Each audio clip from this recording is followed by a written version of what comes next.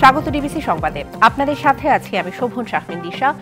বাংলাদেশে বিরোধী সমর্থক এবং সাংবাদিকদের গ্রেপ্তারের সমালোচনা করেছে আন্তর্জাতিক মানবাধিকার সংস্থা HRW। সরকার পরিবর্তন হলেও মত প্রকাশে নিপীড়ন বন্ধ হয়নি বলেও জানায় সংস্থাটি। স্থানীয় সময় বৃহস্পতিবার সংস্থাটির ওয়ার্ল্ড রিপোর্ট 2025-এ এসব তথ্য তুলে ধরা হয়েছে। এতে বলা হয়, বাংলাদেশের নোবেল জয়ী অধ্যাপক মোহাম্মদ ইউনূসের নেতৃত্বাধীন অন্তর্বর্তী সরকার সাবেক কর্তৃত্ববাদী প্রধানমন্ত্রী শেখ হাসিনার আমলের গুমের ঘটনা তদন্তে একটি কমিশন গঠন করেছে। পাশাপাশি তার আমলের মানবাধিকার লঙ্ঘনের সংস্কার এবং জবাবদিহির প্রতিশ্রুতি দিয়েছে। কিন্তু নির্যাতন বন্ধে বাংলাদেশের স্থায়ী সংস্কার প্রয়োজন। ব্যাপক প্রাতিষ্ঠানিক সংস্কার এবং আন্তর্জাতিক সমর্থন না পেলে অন্তর্বর্তী সরকারের নেওয়া পদক্ষেপগুলোর অগ্রগতি নষ্ট হয়ে যেতে পারে। এছাড়া আইন শৃঙ্খলা বাহিনী অধিকার লঙ্ঘন অব্যাহত রেখেছে বলে উদ্বেগ প্রকাশ করেছে সংস্থাটি। তাদের যথাযথ প্রক্রিয়া এবং আইনি পরামর্শের অধিকার থেকে বঞ্চিত করা হচ্ছে। এছাড়া পার্বত্য চট্টগ্রামে মানবাধিকার পর্যবেক্ষকদের অবাধ প্রবেশাধিকার নিশ্চিত করার কথাও জানায় সংস্থাটি। একটি নির্বাচনের জন্য এত সংস্কারের প্রয়োজন নেই জানিয়ে দ্রুত ভোটের তারিখ ঘোষণা করার আহ্বান জানিয়েছেন বিএনপি চেয়ারপারসনের উপদেষ্টা জয়নুল আবেদিন ফারুক। সকালে জাতীয় প্রেস ক্লাবের সামনে নির্বাচনী রোড ম্যাপ ঘোষণার দাবিতে জাতীয়তাবাদী সাংস্কৃতিক দলের নাগরিক সমাবেশে তিনি বলেন, প্রত্যাশা পূরণে ব্যর্থ হলে জনসমর্থন হারাবে অন্তর্বর্তী সরকার। দ্রব্যমূল্যের ঊর্ধ্বগতির সিন্ডিকেট ভাঙতে না পারার জন্য অন্তর্বর্তীকালীন সরকারের কাছে জবাব চান তিনি। প্রশ্ন তোলেন বিভিন্ন পণ্য এবং সেবার উপর ভ্যাট বসানো নিয়েও। 16টি বছর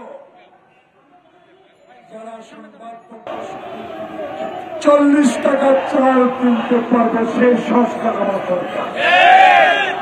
এমন সংস্কার দরকার। হাসিনার আমলে সিন্ডিকেট করেছে, আপনার আমলেও এখন সিন্ডিকেট করবে। খবর রাখতে হবে, এই সিন্ডিকেটটা এখন হাসিনার নয়। হাসিনা তো হিন্দুস্তান। তাই এই সিন্ডিকেটকে ধরে গরিব মানুষগুলো যাতে 40,000 টাকার টিকিট কিনতে পারে, সে ব্যবস্থা করা দরকার। দেশের সরকারি বেসরকারি মেডিকেল কলেজের 2024-25 শিক্ষাবর্ষের MBBS ভর্তি পরীক্ষা অনুষ্ঠিত হয়েছে। তবে মেডিকেল ভর্তি পরীক্ষাকে কেন্দ্র করে রাজধানী কয়েকটি কেন্দ্রে অব্যবস্থাপনার জন্য ভোগান্তি হয়েছে। শেরেবাংলা কৃষি বিশ্ববিদ্যালয়ে কেন্দ্র থাকলেও সেখানে নানা অনুষ্ঠান থাকায় বিশৃঙ্খলা সৃষ্টি হয়। এতে ক্ষুব্ধ হন পরীক্ষার্থী এবং তাদের অভিভাবকরা। এখন 10টা বাজে, আগামী দিনের সন্তান আমাদের। এখন 10টা বাজে আমরা থাকি না। সরকারি ও বেসরকারি মেডিকেল কলেজে 2024-25 শিক্ষাবর্ষের MBBS ভর্তি পরীক্ষা শুরু হয় সকাল 10টায়। বেলা 11টা পর্যন্ত একযোগে পরীক্ষা হয় 18টি সরকারি মেডিকেল কলেজ ও একটি ডেন্টাল কলেজ সহ মোট 19টি কেন্দ্রের বিভিন্ন স্থানে। এর মধ্যে ঢাকা মহানগরের 16টি ভেন্যুতে ভর্তি পরীক্ষা হয়। এদিকে শেরেবাংলা কৃষি বিশ্ববিদ্যালয় মেডিকেল ভর্তি পরীক্ষা কেন্দ্র করে বিশৃঙ্খলা সৃষ্টি হয়। সেখানে একই সময় একাধিক অনুষ্ঠানের আয়োজন থাকায় বিঘ্ন ঘটে পরীক্ষায়। সকাল থেকে কেন্দ্রের ভেতরে গান বাজনা চলায় চরম বিরক্তি প্রকাশ করেন অভিভাবকরা। মেডিকেলের পরীক্ষা একটা ন্যাশনাল ইস্যু, এখানে কেন বাপ্পার একটা অনুষ্ঠান থাকবে, সেম সময় শত শত মানুষের যাতায়াত ভিতরে থাকবে, এটা মেডিকেলের পরীক্ষাকে অবশ্যই প্রশ্নবিদ্ধ করে। আমার কাছে অবাক লাগছে যে এটা কি কোনো পরীক্ষা কেন্দ্র যেখানে মেডিকেল 100 মার্কের পরীক্ষা হবে, মাত্র 60 মিনিট সময় পাবে। প্রতিটা সেকেন্ড পরীক্ষার জন্য মূল্যবান। গণহারে লোকজন আসে যায়, এটা একটা মেডিকেলের পরীক্ষা। আমরা কিভাবে বুঝবো যে কারা যাচ্ছে কারা আসতেছে? একটা ঘন্টার লেগে অপেক্ষা হইল না, কত গাড়ি হাজার হাজার মানুষ যাইতেছে আসতেছে। ও বলতেছে এটা আমার কাছে না, ও বলতেছে এটা আমার কাছে না। এই জন্য লোকগুলো এখানে কোনো সিরিয়াল নাই। ভর্তি পরীক্ষার জন্য মেয়েকে নিয়ে এসে কেন্দ্রে অব্যবস্থাপনা দেখে অসন্তোষ প্রকাশ করেন খোদ প্রধান উপদেষ্টার প্রেস সচিব। গত 3-4 মাস পরীক্ষা ইন্টারমিডিয়েট পরীক্ষার পরে থেকে খুব খাটছে। দেখা যাক, বাকিটা আল্লাহর উপরে। অ্যাজ এ অভিভাবক হিসাবে আমি বলতে পারি যে এটা হয়তো বা ঠিক হয় নাই। এছাড়া ভর্তি পরীক্ষা কেন্দ্র করে তিতুমির কলেজ সহ কয়েকটি কেন্দ্রের সামনে যান চলাচল বন্ধ থাকে। এমনকি পায়ে হেঁটে চলাচলেরও উপায় ছিল না। এতে ভোগান্তি হয় নাগরিকদের। তবে শান্তিপূর্ণভাবে MBBS ভর্তি পরীক্ষা শেষ হয়েছে। আমরা সমস্ত খাতাপত্র বুঝে পাওয়ার পরে আমাদের পরীক্ষার্থীরা সুশৃঙ্খলভাবে বেরিয়ে যাবে। উত্তরপত্রগুলো কালেকটিভভাবে যেভাবে সিস্টেম ওয়াইজ নেওয়া হয় নিয়ে আমরা স্বাস্থ্য অধিদপ্তরে জমা দিয়ে আমাদের দায়িত্ব আজকের মতো আমরা শেষ করব। এবার আবেদন জমা পড়ে 1,35,261টি। মেডিকেলে মোট আসন 5,380টি। সেই হিসেবে এক আসনের বিপরীতে ভর্তি যুদ্ধে নামে 25 শিক্ষার্থী। মাহফুজা বৃষ্টি, ডিবিসি নিউজ, ঢাকা। অবকাঠামো উন্নয়নের নামে প্রকৃতির ক্ষতি না করার আহ্বান জানিয়েছেন পরিবেশ উপদেষ্টা সৈয়দা রিজওয়ানা হাসান। শুক্রবার সকালে রাজধানী নটরডেম কলেজে 15তম জাতীয় প্রকৃতি সম্মেলনে কথা বলেন তিনি। বলেন, নতুন প্রজন্ম যথেষ্ট প্রকৃতি বান্ধব, পরিবেশ রক্ষায় তাদের এগিয়ে আসতে হবে। পাশাপাশি শব্দ দূষণ বন্ধে সবাইকে সচেতন হওয়ার আহ্বান জানান তিনি। আলোচনায় অংশ নিয়ে প্রকৃতি রক্ষায় সচেতনতা বৃদ্ধির উপর জোর দেন বক্তারা।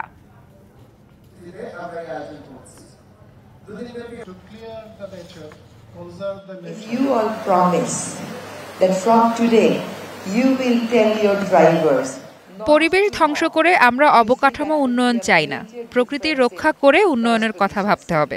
বর্তমান তরুণরা পরিবেশ নিয়ে সচেতন, তাদের এগিয়ে আসতে হবে। প্লাস্টিক ব্যবহার বন্ধ ও শব্দ দূষণ বন্ধে সবাইকে এগিয়ে আসতে হবে।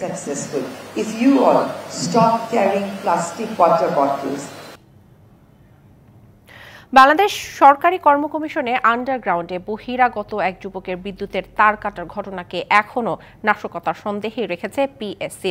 ঘটনার 10 দিন পরও তদন্তে উল্লেখযোগ্য অগ্রগতি হয়নি। প্রতিষ্ঠানটির কর্মকর্তারা বলছেন, সরকারি কর্ম কমিশনে সংরক্ষিত গুরুত্বপূর্ণ তথ্য এবং বিভিন্ন পরীক্ষায় নিয়োগপ্রাপ্ত ব্যক্তিদের ডেটা বিনষ্ট করার চেষ্টাও হতে পারে। এটি সতর্ক থাকতে তথ্য আর্কাইভ করা সহ বাড়ানো হয়েছে নিরাপত্তা। 6 জানুয়ারি দুপুরের ঘটনা এটি। বাংলাদেশ সরকারি কর্ম কমিশন সচিবালয়ের আন্ডারগ্রাউন্ডের গ্যারেজের ভেতরে বহিরাগত এই ব্যক্তিকে দেখতে পান নিরাপত্তা কর্মী আরিফুর রহমান। দেখা যায় ওই ব্যক্তি প্লাস্টিকের কাভার দিয়ে আটকানো বিদ্যুতের মোটা তার প্লায়ার্স দিয়ে কাটার চেষ্টা করছেন। এ সময় নিরাপত্তা কর্মীর চিৎকারে পিএসসির অন্যরা এসে আটক করে তাকে। পরে পুলিশ নিরাপত্তা কর্মীর হাতে আটক আলামিনকে থানা হেফাজতে নেয়। জব্দ করা হয় তার হাতে থাকা প্লেয়ার্স ও একটি মোটরসাইকেল। শেরেবাংলা নগর থানায় করা হয় চুরির মামলা। তবে 10 দিন পেরিয়ে গেলেও এখনও তদন্তে তেমন কিছুই উঠে আসেনি। পিএসসি বলছে এটি কোনো সাধারণ ঘটনা নয়, বিষয়টিকে সন্দেহের চোখেই দেখছেন তারা। 10 দিন হয়ে গেছে, কারণ ব্যাপারটা খুব স্পর্শকাতর এবং সবকিছুই কিন্তু একবারেই উঠে আসা সম্ভব হয় না। তো আপাতত ওনারা আমাদের সাথে যোগাযোগ করছেন, আমাদের সাথে যোগাযোগ আছে এবং অগ্রগতিও তারা আমাদের কাছে প্রকাশ করেছেন, যে কারণে আমাদেরও তদন্ত রিপোর্টটা আসবে 2-1 দিনের ভেতরে আমাদের হাতে চলে আসবে ইনশাআল্লাহ, এবং তাদেরটাও মিলিয়ে আমরা পরবর্তী পদক্ষেপগুলো গ্রহণ করব। পিএসসি একটি কেপিআই এলাকা হয়, কিভাবে আলামিন সেখানে প্রবেশ করলো এ নিয়ে উঠেছে প্রশ্ন। রহস্য উদ্ঘাটনে নেওয়া হয়েছে নানামুখী উদ্যোগ। তিনি এসেছিলেন একটা অত্যন্ত দামি মোটরসাইকেলে করে, এবং সে যদি চুরির কিছু থাকতো সেখানে তো গ্যারাজে যেখানে এসি ইলেকট্রিসিটি কানেকশন আছে সেখানে তারা আসতেন না। আবার এমনও না যে হঠাৎ করে সে গিয়েছে, সে কিন্তু সরাসরি ওখানে যেই এসির কানেকশন যেখানে আছে, শর্ট সার্কিট হওয়া বা বৈদ্যুতিক কোনো রকমের দুর্ঘটনা সম্ভাবনা যেখানে, সরাসরি সেখানে গেছে। তারা আরও বলেছেন, এ ঘটনায় প্রতিষ্ঠানটির কেউ জড়িত কিনা তাও দেখা হচ্ছে। সচিবালয়ের আগুনের ঘটনার গুরুত্ব বিবেচনায় তদন্ত করছে গোয়েন্দা সংস্থাও। Daud Khan, DBC news, Dhaka. আদিবাসীদের উপর হামলার প্রতিবাদে সরকারের প্রতি হুঁশিয়ারি দিয়ে গণফোরামের সভাপতি বলেছেন, বেশি বাড়াবাড়ি করলে অতীতের সরকারের মতো বিদায় নিতে হবে। সকালে জাতীয় প্রেস ক্লাবের সামনে বিক্ষোভ সমাবেশে তিনি এসব কথা বলেন। আমার আদিবাসী ভাই বোন সহ যুবক তরুণদের উপর হামলা চালিয়েছেন। এই হামলা অত্যন্ত পরিকল্পিত। গতকালও আপনি এখানে রক্তাক্ত করেছেন। সুতরাং আপনাকে হুঁশিয়ার করে দিতে চাই, বেশি বাড়াবাড়ি করলে অতীতের সরকারের মতো আপনাকেও বিদায় নিতে হবে। দর্শক, সোহরাওয়ার্দী উদ্যানে ইসলামী যুব আন্দোলন বাংলাদেশের উদ্যোগে যুব কনভেনশন অনুষ্ঠান চলছে। সেখানে আছেন আমাদের সহকর্মী মোহাইমিনুল খান অপু, তিনি আমাদের সাথে যুক্ত হচ্ছেন লাইভে। অপু, যুব কনভেনশনে লোক সমাগম কেমন হয়েছে, কর্মীরা কি বলছেন এবং চরমোনাই পীরের যে আসার কথা ছিল উনি এসে পৌঁছেছেন কিনা আমাদের বিস্তারিত জানাবেন।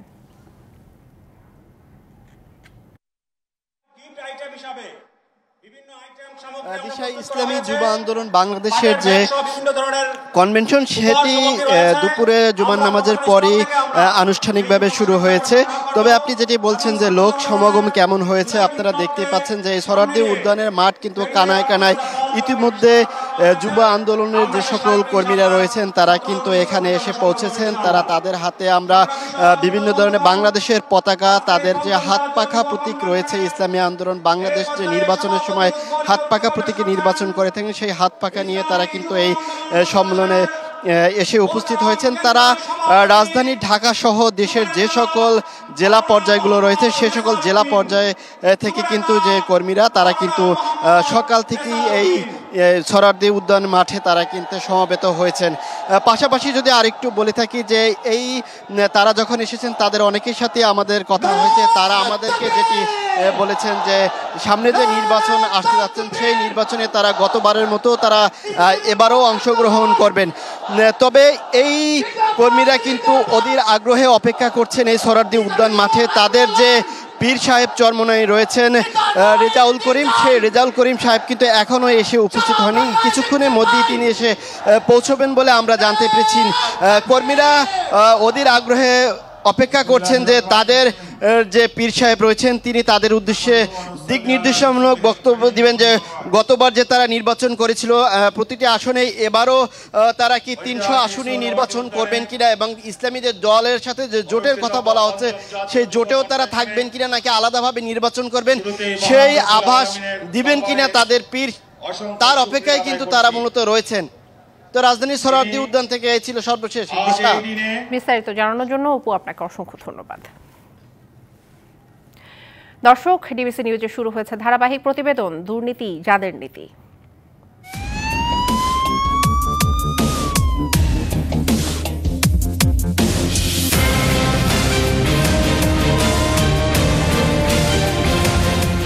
ছিলেন সোয়ারি ঘাটের পান বিক্রেতা, সেখান থেকেই দেশের শীর্ষ ধনীদের একজন।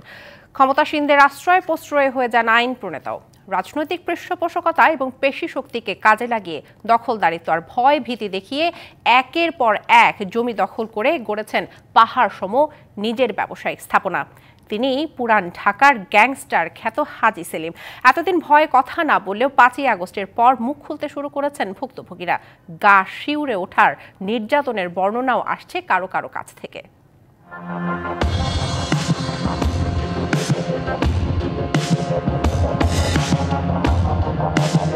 চলাফেরা, কথাবার্তা সবকিছুতেই ছিল ফিল্মি স্টাইলের মুন্সিয়ানা। পুরান ঢাকার একচ্ছত্র নিয়ন্ত্রণও তার হাতে।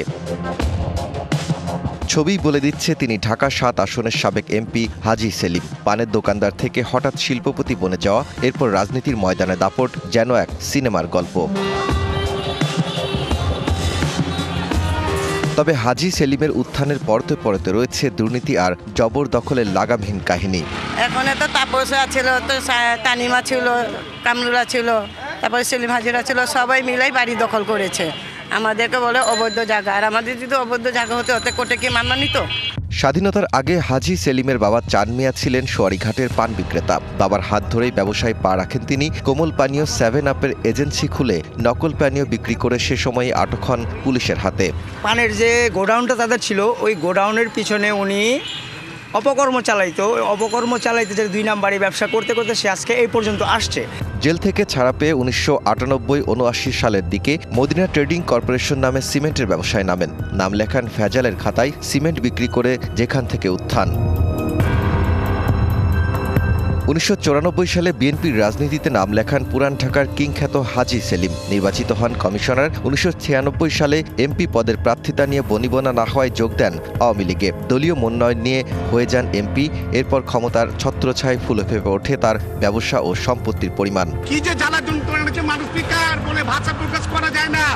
এই জাতীয় সংসদে যারা আছে এরা কিন্তু কেউ কিছু বলে না, খালি প্রশংসা করে যাচ্ছে।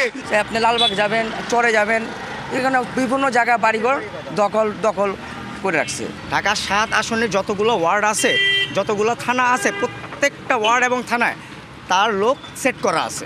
যে বলতে গেছে আজকে বলছে কালকে তাকে আর পাওয়া যায় না। এমপি হয়ে হাজি সেলিমের জমি ও বাড়ি দখলের নেশায় পেয়ে বসে।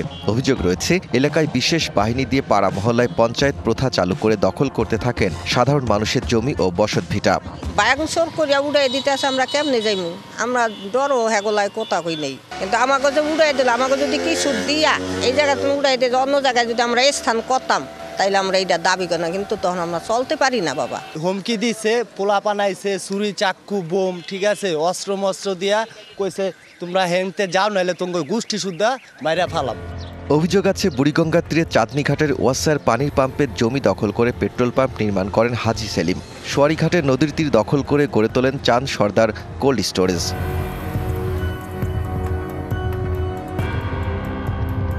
জগন্নাথ কলেজের ছাত্রাবাস দখল করে সেখানে গুলশানারা প্লাজা নামে বিশাল ভবন নির্মাণের অভিযোগ হাজীর বিরুদ্ধে।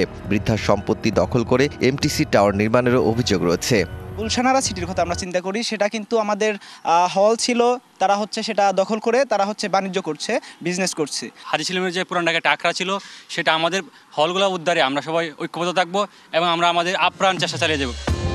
চকবাজারে ব্যবসায়ীদের জোরপূর্বক উচ্ছেদ করে মদিনা আশিক টাওয়ার ও হাজী সেলিম টাওয়ার নির্মাণ করেন তিনি। শ্রবণ প্রতিবন্ধীদের পুনর্বাসনের জন্য স্কুল ভবন ও বধির কমপ্লেক্স নির্মাণের জায়গাও জোরপূর্বক দখলে নেয় তার লোকজন। না, কেউ পারেনি, কেউ আসেনি, কারণ তার নামের প্রতি কেউ আসে না। আইন করবেন, আইনের কাছে যাবেন, আইনও তখন সাহায্য করেনি। অনেকজন এখানে আন্দোলন করছে, স্কুলে ছাত্র ছিল, স্কুলে যে ছাত্র নবগণ স্কুল ছাত্র অনেক ছাত্র আসছে, তাদেরকে সব পিটাইছে পুলিশ বাহিনী। এছাড়া পুরান ঢাকা সহ নারায়ণগঞ্জেও জমি দখলের অভিযোগ আছে হাজী সেলিমের বিরুদ্ধে। ঢাকার একাধিক স্থানে হাজী সেলিম ও তার পরিবারের সদস্যদের নামে বেনামে অসংখ্য বাড়ি ও ফ্ল্যাট রয়েছে। এরই মধ্যে হাজী সেলিম ও তার পরিবারের সম্পদের উৎস খতিয়ে দেখছে দুর্নীতি দমন কমিশন। বর্তমানে জুলাই আগস্ট গণহত্যার একাধিক মামলায় জেল হাজতে রয়েছেন হাজী সেলিম। তবে এলাকায় এখনও তার দাপট দৃশ্যমান। এবার তার শাস্তি হবে এমনটাই দাবি ক্ষতিগ্রস্তদের। হাজী সেলিম হোক এবং হাজী সেলিম ছাড়া অন্য যারাই আছে তাদের দৃষ্টান্তমূলক শাস্তি, আর কিছুই চাই না আমরা। Daud Khan, DBC news, Dhaka. জুলাই বিপ্লবের অগ্রনায়ক রংপুরের শহীদ আবু সাইদ। তার বীরত্ব গাথা, আপোষহীন সংগ্রামের ইতিহাস এখনও মানুষের মুখে মুখে। শাসকের বন্দুকের সামনে দাঁড়িয়ে জীবনদানের দৃশ্যে অনুপ্রাণিত হয় ছাত্র জনতা। বিপ্লবের বারুদ জ্বলে স্ফুরিত হয় আন্দোলন। রক্তাক্ত জুলাই জন্ম নেয় গণ অভ্যুত্থানের। কিন্তু পরিবর্তিত সময়ে সাইদের সাহস এবং স্মৃতি সংরক্ষণে নেই রাষ্ট্রীয় কোনো উদ্যোগ। অযত্নে সমাধিস্থল। হত্যা মামলা নিয়ে গড়িমসি করছে আইনশৃঙ্খলা বাহিনী। কোটা আন্দোলনের শুরু থেকেই সরব বেগম রোকেয়া বিশ্ববিদ্যালয়ের শিক্ষার্থীরা। 11 জুলাই ক্যাম্পাসে পাল্টাপাল্টি কর্মসূচিতে ছাত্রলীগ সভাপতির হাতে লাঞ্ছিত হন বেরোবির অন্যতম সমন্বয়ক আবু সাইদ। তবুও ছাত্র জনতার আন্দোলনে আপোষহীন ভূমিকায় বাধার প্রাচীর হয়ে দাঁড়ান তিনি। বরাবরই ছাত্র তৃতীয় পক্ষ ঢুকে এবং সাধারণ শিক্ষার্থীদের উপর দায় চাপানোর চেষ্টা করে। আন্দোলন তুঙ্গে উঠলে 16 জুলাই রণক্ষেত্রের রূপ নেয় বিশ্ববিদ্যালয় এলাকা। ছাত্র জনতার উপর নিপীড়ন চালায় পুলিশ। দুহাত প্রসারিত করে বুক উঁচিয়ে দেয় আবু সাইদ। এ সময় পুলিশ তাকে লক্ষ্য করে খুব কাছ থেকে গুলি ছোড়ে। তবুও দুঃশাসনের বিরুদ্ধে লড়াই করার প্রাণপণ চেষ্টা এই অকুতভয় সৈনিকের। ধীরে ধীরে নিস্তেজ হতে থাকে তার দেহ। হাসপাতালে নেয়ার পর মৃত্যুর কোলে ঢলে পড়ে এই বিপ্লবী যোদ্ধা। প্রতিবাদেই উত্তাল হয়ে ওঠে পুরো দেশ। দাবানল ছড়ায় দেশ জুড়ে। শেখ হাসিনার পতনের পর গুরুত্ব পান শহীদ আবু সাইদ। তার বাড়িতে আসেন সরকার প্রধান সহ দেশের শীর্ষ ব্যক্তিরা। সমবেদনার সাথে মেলে পাশে থাকার প্রতিশ্রুতি। কিন্তু তার কতটুকু পেল সাইদের পরিবার? আমাকে সান্ত্বনা দিয়ে চলে যায় যে আমরাই সবাই এখন আমরা আপনার ছেলে আবু সাইদ। কোনো প্রতিষ্ঠানের কোনো দিক কোনো লক্ষ্য নাই। হাজার হাজার গাড়ি আসে, আসতে থাকে, আসে এরকমভাবে সান্ত্বনা দিয়ে চলে যায়। কোনো তো উন্নয়নও দেখি না, কোনো পরিবর্তনও দেখি না। রাষ্ট্রীয়ভাবে আবু সাইদের বীরত্ব গাথা, সাহসের ইতিহাস ঠাঁই পেয়েছে জাতীয় শিক্ষাক্রম ও পাঠ্যপুস্তকের 2-1টি বইয়ে। তাও আবার ভুলে ভরা, অনেকটা দায় সারা। কিন্তু তার স্মৃতি সংরক্ষণে উদ্যোগ তো দূরের কথা, সমাধিস্থল রক্ষায়ও ভূমিকা নেই স্থানীয় প্রশাসনের। দেখতে দেখতে এখন 4-5 মাস চলে গেল। আমার এই কবরস্থানটা সংস্কার করবি, শিলেও কোনো কিছু নাই। তার স্মৃতিগুলোকে ধরে রাখতে এখন পর্যন্ত রাষ্ট্রীয় পৃষ্ঠপোষকতায় কোনো উদ্যোগ নেওয়া হয়নি। শহীদ হয়েছে যে 16 জুলাই, সেই বিষয়টা দেখা গেছে যে 17 জুলাই দিয়ে রাখছে। তো এত খামখেয়ালিপনা কেন? অগ্রগতি নেই আবু সাইদ হত্যা মামলার। সুষ্ঠু তদন্ত ও আসামি গ্রেপ্তারে টালবাহানার অভিযোগ আছে তদন্তকারী সংস্থা পিবিআই এর বিরুদ্ধে। আবু সাইদ হত্যা মামলার কোনো অগ্রগতি নেই। পুলিশের বিরুদ্ধে মামলা, পুলিশকে দেওয়া হয়েছে, যেমন পিপিআইকে দেওয়া হয়েছে দায়িত্ব, যে ওনারা মনে করতেছে যে আমার স্যারকে আমি কিভাবে ধরবো। এ অবস্থায় বেরবির উপাচার্য বলছেন, খুনিদের বিচারের মুখোমুখি করতে সহায়তা করছে বিশ্ববিদ্যালয় প্রশাসন। আর জেলা প্রশাসকের দাবি, আবু সাঈদের পরিবারের প্রতি আন্তরিক সরকার। শহীদ আবু সাঈদের পরিবারকে আমরা সার্বক্ষণিক তাদের দেখভাল করছি, তাদের খোঁজখবর রাখছি। শহীদ আবু সাঈদ ফাউন্ডেশন একটি গড়ে উঠেছে এবং সেখান থেকে বেশ কিছু ভালো ভালো কার্যক্রম তারা পরিচালনা করতে চাচ্ছেন। জেলা প্রশাসন তাদের পাশে আছি। এই বিশ্ববিদ্যালয়ের পক্ষ থেকে আবু সাঈদের হত্যাকাণ্ডে যারা জড়িত ছিল যথাযথ ব্যবস্থা নেওয়ার জন্য আমরা প্রশাসনের পক্ষ থেকে সিন্ডিকেটের মাধ্যমে যথাযথ ব্যবস্থা নিয়েছি। এই সেই স্থান যেখানে দাঁড়িয়ে হাজারো ছাত্র জনতাকে বাঁচাতে নয়, বুক চেতিয়ে প্রিয় বাংলাদেশকে দুঃশাসন মুক্ত করতে দুহাত প্রসারিত করে বীর দর্পে জীবন উৎসর্গ করেছিলেন শহীদ আবু সাঈদ। গণ অভ্যুত্থানের চেতনাকে লালন করে গণতান্ত্রিক অগ্রযাত্রায় নতুন বাংলাদেশ বিনির্মাণে রাষ্ট্র এবং এদেশের জনগণ সাঈদের মতো পরম মমতায় দুহাতে দেশ আগলে রাখলে তবেই হবে তার জীবনদানের সার্থকতা। Majed Masud, DBC news, Rangpur. আমদানির পরও চালের দামে তেমন সুখবর নেই রাজধানীর বাজারে। গেল সপ্তাহের চড়া দামে বিক্রি হচ্ছে সব ধরনের চাল। বিক্রেতারা বলছেন, চড়া দামের কারণে কমেছে বিক্রিও। ইনকাম তার সাথে সামঞ্জস্য, এখন চাল কমাইতে হচ্ছে, টাকা তো আর বাড়তেছে না। খুচরা বাজারে চালের দাম বেড়েছে অস্বাভাবিক। ব্যয়ের সঙ্গে পেরে উঠছেন না সীমিত আয়ের মানুষ। নিরুপায় হয়ে তাই নিরন্তর চেষ্টা ভোগ কমিয়ে কোনো রকম টিকে থাকার। এখন দরকার ভালো একটা স্ট্রং শক্তিশালী সরকার, যারা এটারে ট্যাকল করতে পারে। নাহলে তো মানুষ, মানে সাধারণ মানুষ যারা, তারা তো বাঁচতে পারবে না। বছরকে বছর আমরা এই গ্লানি টানতেছি, এটার আসলে শেষ কথা আমরা নিজেরাও জানি না। রাজধানীর মোহাম্মদপুর কৃষি মার্কেটের খুচরায় দেখা গেল নিরুপায় নিম্ন ও সীমিত আয়ের ক্রেতাদের অসহায় চিত্র। বিক্রেতারা বলছেন, মৌসুমের সময়ও অস্বাভাবিক বেশি চালের দাম, আর তাতে কমেছে বিক্রিও। বেচা বিক্রি খুবই কম, কারণ সব কিছু চালের দাম মনে করেন 60 টাকা, 65 টাকার চাল 85 টাকা, তারপরে 55 টাকার চাল 65 টাকা। এদিকে পাইকারি চালের আড়তেও দাম কমার কোনো সুখবর নেই। মিনিকেট বিক্রি হচ্ছে মানভেদে 72 থেকে 82 টাকা কেজি, নাজির চাল 72 থেকে 92, আর বিয়ার 28 চালের দাম 58 থেকে 62 টাকা। মিনিকেট সর্বনিম্ন আছে 72 টাকা আর সর্বোচ্চ আছে 82 টাকা। আমরাও কেনাকাটা অনেক কমায়া দিছি, বুঝতেছি না বাজার কি হবে।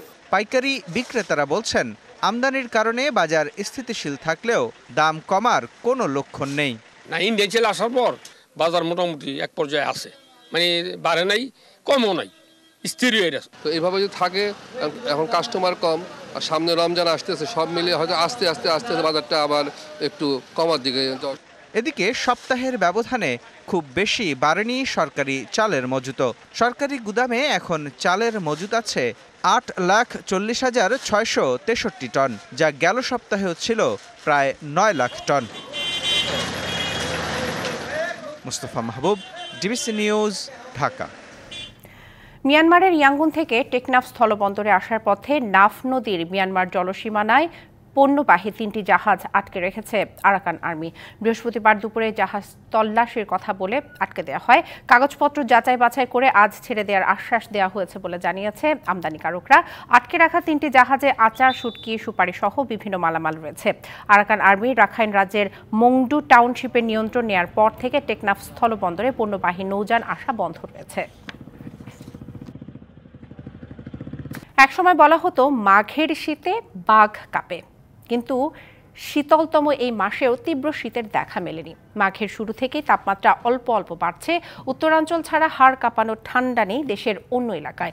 আজ সর্বনিম্ন তাপমাত্রা রেকর্ড করা হয়েছে মৌলভীবাজারের শ্রীমঙ্গলে 11.3 ডিগ্রি সেলসিয়াস। উত্তরাঞ্চলের সর্বনিম্ন তাপমাত্রা 11 থেকে 15 ডিগ্রির ঘরে। হিমালয়ের কাছে হওয়ায় পঞ্চগড়ে শীতের দাপট কিছুটা বেশি। ঘন কুয়াশায় ঢাকা পড়েছে জনপদ। আজ তেঁতুলিয়ায় সর্বনিম্ন তাপমাত্রা রেকর্ড করা হয়েছে 12.5 ডিগ্রি সেলসিয়াস, যা বৃহস্পতিবারের তুলনায় 2 ডিগ্রি বেশি। দিনাজপুরে হাড় কাঁপানোর শীতে জনজীবনে দেখা দিয়েছে দুর্ভোগ। তাপমাত্রার পারদ তেমন নিচে না নামলেও তীব্র হিমেল বাতাস এবং ঘন কুয়াশায় শীতের তীব্রতা বেড়েছে। গতকালের তুলনায় তাপমাত্রা বেড়েছে চুয়াডাঙ্গায়। আজ সর্বনিম্ন তাপমাত্রা 12.5 ডিগ্রি সেলসিয়াস। এদিকে ঘন কুয়াশায় 3.5 ঘন্টা বন্ধ থাকার পর দৌলতদিয়া পাটুরিয়া নৌ রুটে ফেরি চলাচল স্বাভাবিক হয়েছে। এর আগে ভোর 5:30 থেকে এই নৌ রুটে ফেরি চলাচল বন্ধ হয়ে যায়।